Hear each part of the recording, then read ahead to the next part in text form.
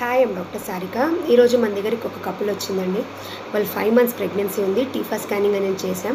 But patient వాళ్ళు అడిగిన doubt ఏంటంటే, మేడం మాది మేనరికం మ్యారేజ్, ఈ టీఫా స్కానింగ్లో మాకు ఏది ప్రాబ్లం ఉన్నా ఖచ్చితంగా చెప్పండి, 100% చెప్పండి.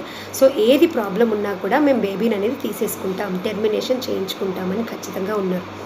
సో వేరే అందరికీ కూడా ఈ డౌట్ ఉంటుండొచ్చు. సో దీని గురించి ఒక స్మాల్ వీడియో. జనరల్గా ప్రెగ్నెన్సీ అనేది కన్సీవ్ అయిన తర్వాత మనం 7 to 8 weeks మధ్యలో వయబిలిటీ స్కాన్ అనేది చేస్తాం. సో నెక్స్ట్ ఏంటంటే 11 to 13 weeks మధ్యలో ఎన్టీ స్కానింగ్తో పాటు మనము డబుల్ మార్కర్ అని, ఎన్ఐపిటి టెస్ట్ అని, మనం ఇట్లా క్రోమోజోమల్ అనాలిసిస్ టెస్ట్ అనేది చేస్తాం. ఈ ఎన్టీ స్కానింగ్లో మనం బేబీ మెడ వెనకాల్లో వాపు ఎంత ఉంది, ఎంత థిక్నెస్ ఉంది అనేది చూస్తాం.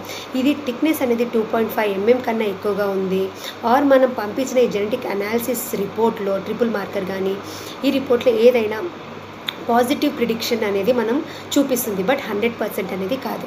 నెక్స్ట్ 18 to 20 weeks మధ్యలో మనం టీఫా అనేది చేస్తాం. ఈ టీఫా గురించి తెలుసుకోవాల్సిన మెయిన్ ఇంపార్టెంట్ ఏంటి అంటే, టీఫా అనేది ఓన్లీ అనటామికల్ డిఫెక్ట్స్ మాత్రమే తెలుస్తుంది. స్టోరేజ్ డిసార్డర్స్ కానీ డెవలప్మెంటల్ డిలే కానీ మనకి టీఫా స్కానింగ్లో అనేది తెలీదు. ఈ డిలే అనేది మనం బేబీ పుట్టిన తర్వాతనే మనము అసెస్ చేసుకోవాలి. ఫర్ సపోజ్ బ్రెయిన్ అనేది స్కానింగ్లో ఉంది అని కనిపిస్తుంది, అనాటమీ ఎలా ఉందో అని తెలుస్తుంది, బట్ డెవలప్మెంటల్ డిలే అనేది, న్యూరో డెవలప్మెంటల్ డిలే అనేది మనం స్కాన్లో గుర్తుపట్టలేము. అలాగే మనకు లివర్కి సంబంధించి స్టోరేజ్ డిసార్డర్స్ అనేవి ఉంటాయి. For suppose carbohydrates, proteins, fats అనే మెటబాలిజ్ చేసే ఎంజైమ్స్ అనేది డిఫెక్ట్ ఉంటే మనకు అది స్కాన్లో అనేది ఖచ్చితంగా మనకు తెలీదు. అది బేబీ పుట్టిన తర్వాతనే మనకు తెలుస్తుంది. సో టీఫా అనేది ఓన్లీ అనాటమీనే, నాట్ ఫంక్షనల్ స్కాన్ కాదు. Thank you.